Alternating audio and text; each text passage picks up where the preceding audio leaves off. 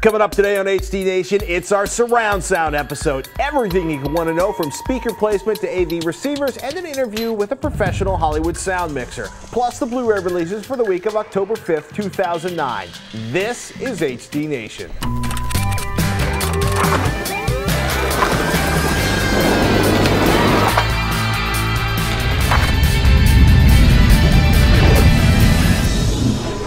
HD Nation. Today's episode is brought to you by Netflix, Squarespace, and GoDaddy.com. Welcome to HD Nation. I'm Robert Herron. And I'm Patrick Norton. HD Nation is your guide to the best in HD content and the best in home theater gear, no matter what your budget is. Blu-ray, online, satellite, cable, over-the-air, hard drive, thumb drive. If it's in HD, we likes it. So this is our big surround sound episode. Our goal here is basically just break out your protractor, your measuring tape. We're going to play some surround sound speakers. And of course, we're going to talk about surround sound audio as well to take advantage of that speaker setup. Yeah, like most of you, we don't have a few thousand we can hand over to a custom installer. Yeah, much less $1 million we can hand over to Goldman. So the Swiss makers of AV audio equipment can custom engineer a reinforced concrete, decadently decorated media room for us. So pretty. Yummy. We're going to start by knocking out a couple of the basic surround sound questions, like this one from Andrew. Which is better, DTS or Dolby, AAC or linear? He got a tad overwhelmed while helping his brother-in-law set up a new receiver. Look, the answer is, frankly, I'm not sure who can hear the difference between Dolby and DTS. They're just different brands of surround sound technology, and they both sound pretty amazing. Now, how about the whole AAC and linear thing? Well, MPEG-4 audio, which is a compressed format, versus linear, usually expressing related to linear PCM audio. Linear PCM is effectively lossless. It's like a wave file. It can be as good of quality as the original source material is. So I'm gonna go with that, providing if we're talking about pristine sources, one converted to an AAC format and one converted to linear PCM. Linear PCM. Yeah, but to be honest with you, the difference between the two is going to be super subtle to most people's ears. Totally. Yeah. Now, hopefully none of the Dolby engineers will run you down while you're crossing the street, as they are headquartered here in San Francisco. And they have one of the most amazing theaters I have ever sat in. Yeah, it sounds incredible. They've also got a couple of perfectly tuned living room environments they've set up so that people can actually experience what a truly optimized 7.1 surround sound system. If you ever get a chance to get a tour at Dolby, do it, and make sure they play a movie for you because they sound amazing. Oh, okay, another question? Do it. All right, Bob is a classic question. I was in a Sam's Club and saw a Soundbar by Vizio. I'm both cheap and lazy and thought it was the perfect option for me. I was wondering if there are any things to consider when buying. Also, it says surround sound all over the box, and yet it would be placed in front of me. Can the Soundbars really give you surround sound? I love this question, Bob. The surround sound, or the surround sound surround bar question, look, surround bars are great because you basically bolt them underneath your television and you are done. For cheap and lazy, they're great. I've heard the Vizio. It sounds wonderful because it basically gives you 2.1 and decent low-end response. So you've got like the center channel feel, the left and right channel. Will it make it sound like you have surround sound speakers, your left and right channels behind you? Kind of. No. Nothing beats the real thing, but they are definitely better than what's built into most TVs nowadays. I want to say all TVs. Right. Compared to the speakers you're listening to probably right now on that set, the soundbar is definitely a step in the right direction. A big step, and it's a lot simpler to deal with because some people are like, I could buy a 2+1 system that's basically, look, 2+1 is stereo with a subwoofer, and you know what? Any set of stereo speakers are going to sound better. We'll talk about that more in a little bit. Up next, we're going to talk about making the soundtracks for feature movies with a real live re-recording mixer and get his picks for showing off your surround sound system. But first, let's take a moment to thank one of our sponsors, Netflix. With Netflix, you can rent over 90,000 titles online, including a giant pile of Blu-ray titles with free shipping both ways to and from your home. They now have over 40 shipping centers, so almost all deliveries happen in a single business day. Plans start from $4.99. As a new member, you can get a no-risk 2-week free trial membership. Check it out at www.netflix.com/HDNation. And remember to type that www when using this code. Please support HD Nation by supporting our sponsors. How is surround sound put together? Marshall Garlington, the re-recording mixer on Twilight, Rambo, Saved, Phone Booth, Van Wilder, and Blade, joins HD Nation to talk about creating sound for feature movies. Welcome to HD Nation, Marshall. Thanks for having me. So we met through our editor Mauricio, who was stoking flames around my comments on surround sound, or I should say the surround channels, the rear channels on 5.1 being additional noise. You took great exception with that statement. I spend a lot of time putting some stuff back there that people would enjoy, so yeah. So let's talk about, what does a re-recording mixer do? Are you pretty much in charge of everything, the field, the dub, the editing, the sound designing, just bringing together the entire soundtrack for a movie? No, the re-recorder's jobs is basically you're in a mixing studio at the big console, and the sound has already been recorded on the set. It's been given to editors, and they've put it in sync to the picture. They've talked with the directors and the editors and the producers and chosen the right sounds to put in the movie, and then they bring them to me, and I make them fit on the screen, basically. Make them sound good, blend with the music and the dialogue, and make it all work together. So do you also actually craft the surround sound? Because one of the things I think people don't realize is somebody's not sitting in the field with like 5 microphones capturing the surround sound as it happens. Right. No, the sound editors deliver all these elements that are made to be moved around the room, placed wherever they feel natural and that kind of thing. And so what I do is I get lots of, usually the widest things get is stereo. So I get stereo sounds and mono sounds and hundreds of tracks of these. And it's my job to place them around the room so that they sound appropriate and sort of sound enveloping and serve the story. As the transition goes from like DVD to Blu-ray and you know True HD is coming out from Dolby, do you find soundtracks getting better on home media, or is there still a pretty big valley between theatrical releases and the home discs? I think a little more attention's being paid to it these days, but it's hard to make a general statement because they vary so much, and the different studios seem to pay different attention to them. These smaller independent studios don't seem to pay a lot of attention to it. They just want to get the DVD out quickly so they can make a little bit more money on it, and it's difficult to say. I'm glad these True HD, and I forget what's the other one. Probably DTS, the DTS True. The DTS, they're expanding the range of it, so you're getting a wider dynamic range, which is great, and then it's up to you to have a home theater at home that'll reproduce that. Marshall, do you have a top 5, your 5 favorite picks for showing off a surround sound stereo system? Or I should say a surround sound system. It's not really stereo at that point. That's all right.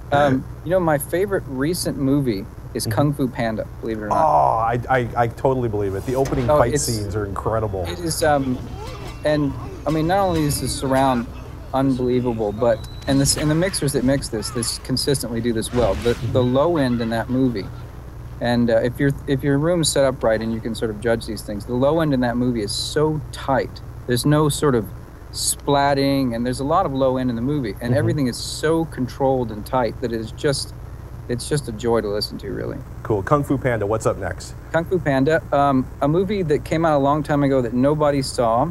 And whether you're listening to it in digital or on the 2-track, the left, center, right surround, is Atlantis.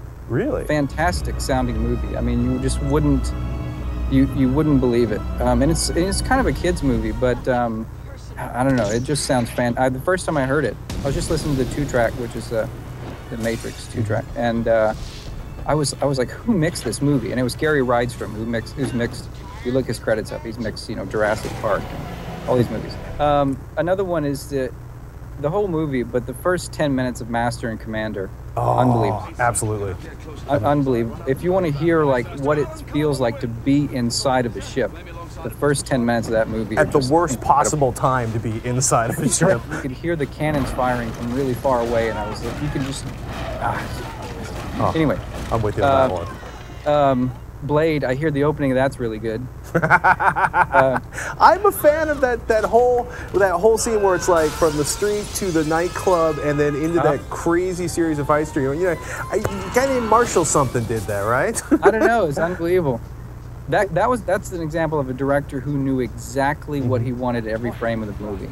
A lot of these movies like The Matrix and stuff, where they had a lot of time to really craft them. They just the detail is amazing, and it's just a joy to listen to. What's your kind of favorite audio moment in The Matrix? One of my favorite audio moments in The Matrix is when there's they're trying to rescue Morpheus, and a helicopter comes in. Oh. It starts with the minigun. And The brass and I'm falling? watching it in the theater, and it's just completely chaotic. And then it goes to slow-mo, and you hear every shell out of the gun. Yeah. And you hear every bit of water kick up. And it's just, they're insane with their detail. And it just comes through, man. It's just unbelievable sound. Marshall, I got to ask, what are you using for a surround sound setup in your own home system? For an amp, I have a Denon receiver. I think it's an 18-something. I can't remember now. And for speakers, I have the Gallo Acoustics, the micro speakers, the little small speakers. The little eyeball speakers. The little mini speakers. And they're spectacular. They're spectacular. And I have their 8-inch powered sub, which you have to have with small speakers like that. And something I would say to people if they're putting together a home theater is, you can absolutely put together speakers that aren't from the same manufacturer, aren't the same size, all these kinds of things into a system and make it sound good. At certain speakers you can, but if you want to really have something that sounds smooth and when things move around the room, they don't change color or character, get matched speakers, man. That's the easiest way to get something that sounds smooth and nice in your room. I mean, I have 5 of these. They are all the same. When something moves around the room, it sounds exactly the same, and it's much more enveloping that way. Thank you so much for your time, Marshall. It's been awesome talking to you. Can we have you on again in the future to talk about surround sound? Absolutely, man. Rockin', man. Thank you again so much for your time. Ladies and gentlemen, we've got links to Marshall's movies up on the website, both ones he's worked on and the ones on his list, at least one of which happen to be in common. That would be Blade. A big fan of that movie. Good stuff, man. Coming up next, we're going to talk about, well, this week's releases in Blu-ray. Right you are, Pat. The new releases for October 6, 2009. A Charlie Brown Christmas, Audition, Bones, Season 4, The Children, Contact, Dr. Seuss's Horton Hears a Who, Dr. Seuss's How the Grinch Stole Christmas, Ghost Ship, Home Alone 2, Lost in New York, Kurt Cobain, About a Son, Miracle on 34th Street, both the 1947 and the 1994 versions separately, My Life in Ruins, The Number 23, Offspring, Red Dwarf, Back to Earth, Seventh Moon, The Thaw, Trick or Treat, Year One, Willy Wonka and the Chocolate Factory, the 1971 version with Gene Wilder. Woohoo! And Disney has released Snow White in a number of different packages. They all come with both a Blu-ray disc and a DVD disc, along with a second Blu-ray disc with lots of special features. Now, you can get them with either, get this, in a normal Blu-ray case, or if the Blue Jewel case offends you, you can camouflage it in a DVD case. Same content, different cases. Now, how confusing is that? Now, you can also get the collector's book set, the plush gift set, or go all out and get the limited edition collector's set. Yow, that's a lot. Let's take a moment to thank one of our sponsors, Squarespace. Squarespace is a publishing system for anyone looking to build a blog, portfolio, or any kind of website. They offer a uniquely flexible tool for just about anyone to build a high-end, complex website with that same functionality that you'll find on some of the highest trafficked pages on the web. No coding experience required. Plus, Squarespace's newly launched Site Importer tool makes things super easy to move over your existing blog or website. They support WordPress, Blogger, TypePad, and movable type imports, and it migrates posts, comments, tags, authors, and media. And if you've been using custom domains, Squarespace will actually use the URL structure, ensuring that when you move your domain to Squarespace, in most cases, all your links will still work. So check it out now at squarespace.com and use the code HDNation when you sign up to get 10% off the lifetime of your order. Please support us by supporting our sponsors. Thank you. Surround sound is a huge part of the home theater experience, especially if you love movies. Whether it's dramatic dialogue or the bullets whizzing by your head in a shootout, the right audio setup is going to make everything sound amazing and ensure that you're not just watching the action, but enveloped by it. So we figured to get you started on the surround sound goodness you can have, we start with basics on speaker placement. Look, setting up surround sound speakers is simple, but it's mostly about tweaking. We managed to get in a set of Home Theater Direct Level 3 surround sound speakers. They sound gorgeous. We've got a pair of tower speakers up front, a huge center channel, a nice set of bookshelf speakers for the surrounds, and finally a subwoofer to make sure the low end is big and filled. We're pretty much going for an equilateral triangle here, and the point of the equilateral triangle is the sweet spot. In a perfect room where nobody else was there with you, that would be the center of your easy chair. Since we probably have a couch sitting in front of the HD TV, well, okay, we're going to have the center of the couch facing the HD TV. 0 degrees in front of that mythical sweet spot is going to be your center channel. Figure if your monitor is 6 or 8 feet from the sweet spot, then 26 to 30 degrees, anywhere in that range is going to be just fine for those left and right front speakers. If you're 8 or 12 feet away from your monitor, 24 to 28 degrees, 12 or more feet, well, you're going to tighten it up at 22, 26 degrees around there. And look, we've got these monitors, the left and right channel here, and way tighter than you normally would. Figure about 3 feet out on either side is a really nice spot if you've got a room that's big enough to fit it. And look, if your room's not going to fit this, work with what you have, try to tune some of it up in your receiver, and don't sweat it. Start with what you can do given the room you have. All right, let's talk about the surround speakers that go behind you. Now, in a 5.1 system, you've got 2 back there. That should be 100 to 110 degrees, basically out to your left and right and behind you. And generally, what do you say, Robert? Above or below your ear level? Above. You want it indirect. You should not have those speakers pointing directly at your head or to where they become very noticeable, very directional. It should be surround information reaching your head. So when you say above, like 10 inches above, 3 feet above, 6 feet above? 10 inches to a couple of feet is a good place to start, if you can put it on the wall. Otherwise, you got to work with what you have. All right. Look, subwoofers are easy, kind of. Number one, don't put it in a corner. Avoid a corner. You'll set up a standing wave, bad things will happen, the universal collapse, or the cat will just vomit on it all the time. Don't put your subwoofer in a corner. What you do want to do is try to put it as close to the center of a wall as possible. If it's available, you might start out by putting it, say, below your monitor, maybe 3 feet out from the wall. And then go back to your sweet spot and listen to how it sounds. The weird little miracle about how sound gets reflected around your room is if you put the subwoofer where you sit and the best sound is over there, if you put the subwoofer over there, then that really good sound is going to be reflected back to where you sit. It's weird, but it works, and I got it straight from a Dolby engineer. Now, Mr. Heron, do we want to talk about tweaking speaker placement and angles once we've gotten the whole basic setup in place? I think the golden rule really is point it directly at the listening position, or whoever has the primary seating position, the cash seat or the money seat, so it is so called. But honestly, even a small adjustment left or right to get it aimed directly at that key position is going to make a world of difference. And I think one of the best things to do is run what they call pink noise. A pink noise sound is a wide frequency sound that can be projected through the speakers. It's static for your ears. Exactly. Many AVRs have that built in as a tone, and it makes it very easy to you to sit there with your eyes closed and be able to hear somebody else move that speaker, and you'll hear it jump up when it's aimed directly at you, and that's get you dialed right in. The THX website, the Dolby website, the AVC forums are all great places to get ideas for how to deal with rooms that are not ideal, and chances are yours isn't. We got speakers taken care of. Up next, on to the receiver situation. But first, let's thank one of our sponsors. Get reliable, secure web hosting without a long-term contract. GoDaddy's hosting plans are bigger and better than ever with 99% uptime, free 24/7 support, and no annual commitment. GoDaddy.com makes it easy to customize your own virtual dedicated server. Choose one of 3 popular plans or select your own Linux or Windows server with all the plan options you need. Use the code HDN2 to get $5 off any order of $30 or more. Some restrictions do apply. See the site for details, and be sure to check out revision3.com/GoDaddy for all the HD Nation GoDaddy deals and codes. Do us a favor, get your piece of the internet at GoDaddy.com and use an HDN code when you do. You'll be helping us out. One of the key elements in any surround sound setup is the surround sound receiver, but it's also one of the more confusing aspects of setting up a surround sound system. So here are a few of the basic things you want to keep in mind while putting your system together.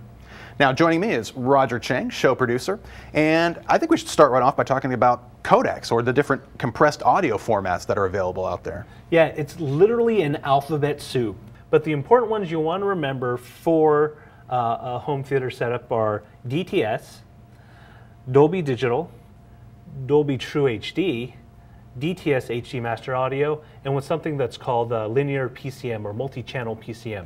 Now those last 3 I would say are almost exclusive to high definition movies only, and you'll find those on the latest releases, like your latest Blu-ray movies. And if you want to get the best, if you want true HD audio, you're going to need a receiver that supports it. So if you have a receiver already and not sure, check the manual or check on the website for that particular model. We have a Denon 990 right here, and unless you're dealing with one of the HD audio codecs, you will not have to worry about anything beyond 5.1. Second thing you need to be aware of are the inputs in your receiver. Now this is very important if you want to do the lossless surround sound codecs. You're going to need HDMI enabled on your receiver. Typically that means you'll have at least 2 HDMI ports in and 1 out to the monitor. Now in the case of this unit, flip it around, this bad boy around. We actually have 5, I think it is, which is great because it allows you to connect not only a Blu-ray player but also say a satellite box, a game console, and in effect this actually acts as an HDMI switch. So you don't need, you're basically kind of cutting down on the clutter in your little entertainment system. Yeah, that's just something to keep in mind though. With the lossless formats, the Dolby True HD and DTS HD Master Audio and LPCM, if it's being converted to that, you have to input it through HDMI. That's kind of the hard and fast rule for that, unless you're going to do it all analog, but that's a whole different story. We'll get to that in a second. If you're only concerned about the older formats like DTS, Dolby Digital, you're fine with either a coax SPDIF or the Toslink. And those do the exact same thing, except they're different styled connectors. Now, typically most receivers made in, I think, at least the past 5 years have at least a Toslink, which is basically a fiber optic connection, or a coax, which basically looks like a RCA jack. All right, we have everything plugged in. We have a DVD player going into our receiver so we can more adequately illustrate the topics we're going to be touching upon. Now, one of the big things when you set up a surround sound receiver is setting up the speakers. Now, in the past 3-4 years, these things have become more commonplace. This is essentially a microphone. In the Denon's case, this is part of a technology they call Odyssey. They'd license that from a very respectable company. And the premise is that you basically put this where you're going to sit. Typically, you were mentioning earlier on a tripod, somewhere around ear height where you would be if you were sitting. You leave it there, you turn on the receiver, and then you go through the setup and you find the Odyssey, and the receiver will automatically start playing test tones throughout the speakers and then adjust them accordingly to where this microphone picks up, so it gets the best tuning. Totally. Where you're seated. And that's taking care of really your settings like how far away the speakers are, as well as the level of each speaker, so that you can balance everything just right. Now, of course, you can go right into the menu on this thing and do everything manually, but generally speaking, I've had really good results with using a microphone like this and doing the automated setup. And it's getting better all the time. Now, when you're going through the actual manual setup, there's a couple of things you want to keep in mind. Typically, you'll find settings for large speakers and small speakers. Now, if you have smaller speakers, kind of those small cubicle ones, the little small ones that maybe only go down to maybe 100 hertz or so, you would set it down to small. And that way, any frequency, around 100 or so is automatically passed through the subwoofer. You're going to have to tell the receiver whether or not you have center speakers, surround sound speakers, subwoofer, and if you have a 7.1 system, the surround back speakers like the surround back left and surround back right. Totally, because doing that and doing the setup in the menus within the receiver itself, you will tell it exactly how many speakers you have, so that as the content is being played through it, say you have just 2 speakers, say you're just doing straight stereo, it would then say, okay, look, I'm receiving 5.1 content from my Blu-ray movie. I'm going to make sure that when I output this, I'll do it in just 2 channels. And it's something that way you don't have to worry about what format the audio is. As long as it gets into the receiver knows what to do with it from that point and takes care of presenting you with the audio response appropriate for your speaker setup. Now, if you have a more advanced receiver, typically you have a couple of settings for subwoofer. LFE, low frequency effects, and of course main. Now, if you just set it to low frequency effects, only the low frequency effects in the soundtrack are going to be broadcast by the subwoofer. Now, if you mix it with main, some of that low frequency audio gets passed through, so it kind of mixes it.